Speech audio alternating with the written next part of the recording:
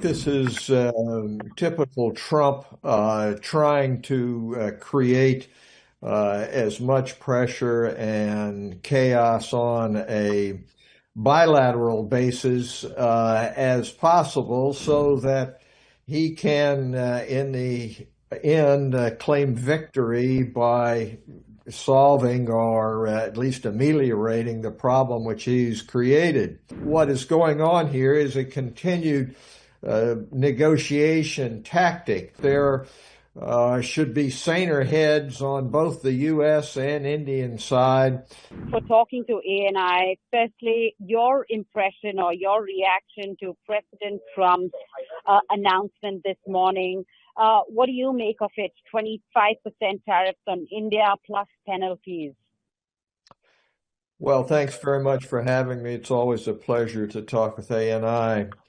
I think this is typical Trump trying to create as much pressure and chaos on a bilateral basis as possible so that he can, in the end, claim victory by solving or at least ameliorating the problem which he's created.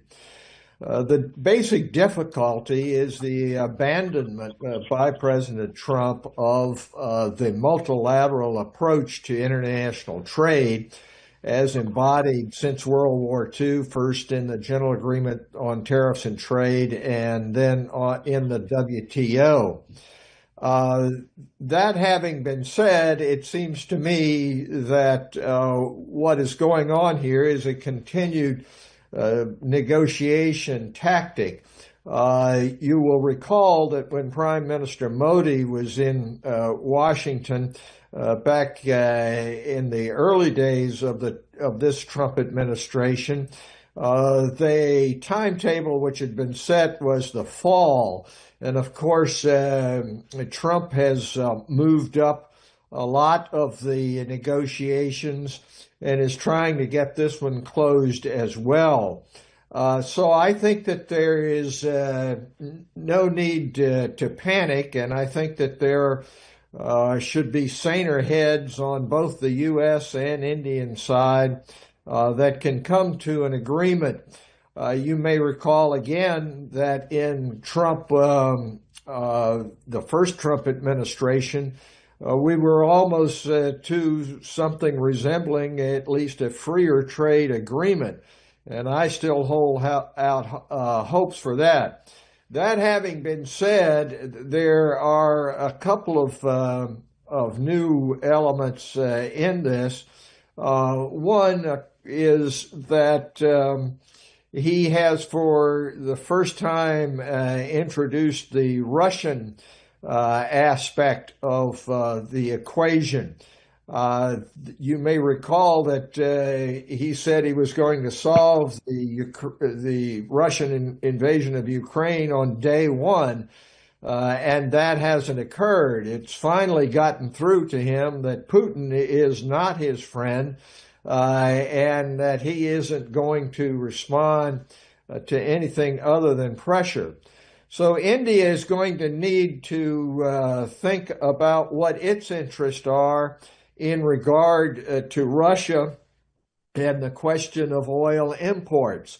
I don't think that the attitude that India bears no interest or has no responsibility in regard to the Russian invasion of Ukraine should hold, but that's up to India. The values which are in the United Nations Charter of non-aggression, non-invasion have been breached by Russia. This is the most egregious breach of principles against imperialism that's occurred since World War II. India has led the fight against imperialism for a long, long time. And it will need to think about what its interests are. There's plenty of oil in the world. The question is just really what the price of it is. India has gotten some break on that, but it really hasn't been as significant as some people say. The other point is that India is going to need to take further consideration about what its interests are in further opening its economy to international competition. When India was first independent, the emphasis was all on protecting infant industry, trying to get away from economic imperialism. That mindset may no longer apply because India has grown in strength. It has had tremendous economic strides, and it needs to think about what's in its interest in terms of opening to further competition. The old ways of thinking about the Indian national interest as being one of trying to separate itself from Western imperialism are really not applicable. The major challenges to India now in security come from China. The major challenges in economy have to do with whether or not it will be a source of innovation and competition throughout the world. So these things are up to India, but I think that it's very unfortunate that President Trump is taking this completely transactional bilateral approach as opposed to one which has stood the world in good stead since World War II, and is one which India should be a leader in. I would say I think there's opportunity here for India.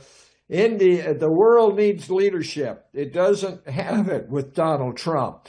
Donald Trump is a my way or the highway sort of guy, and in the medium to long run, that isn't going to work. But India is a past master in many ways of being able to work with others, and it should step forward as one of the world's leading democracies to fill the void which has been created by President Trump. Well, if we talk about, the play out in terms of the deal, since 3 weeks we've been hearing from the president that a deal would be out sometime soon. So what really has played out in these 3 weeks? Do you have something to share at this point? Well, I think the major sticking point has been in regard to agriculture. It seems to me that that's a very politically salient issue for good reason in India. It seems to me that the Modi administration understands the need for greater opening in regard to agriculture, but it is just not in the cards to be able to simply abandon the kinds of protection that small farmers particularly need now. But I don't think that that is an insurmountable problem. And I do think that there are steps which can be taken from the Indian side in other areas to make up for that. And apparently one of those is now in regard to stepping forward and doing what India has talked about in the past in regard to Ukraine, Russia, and providing leadership in the international security area. In terms of the president's criticism of India relying on Russia in terms of the energy, is this really a shift of the U.S.-India strategic partnership? Well, I think that the shift came when Russia invaded Ukraine, and in order to provide the wherewithal to continue this sort of imperialistic venture, it cut prices to India and to others, particularly to China, in order to keep the revenue flowing. But India can take measures with many other sources in regard to oil. And I believe that it is true that India needs to reevaluate its leadership position as a great democracy. And as far as I can see, the values which are expressed by authoritarian regimes are not those of India, but it is up to India to decide in the longer run where its interest in being a world leader lie.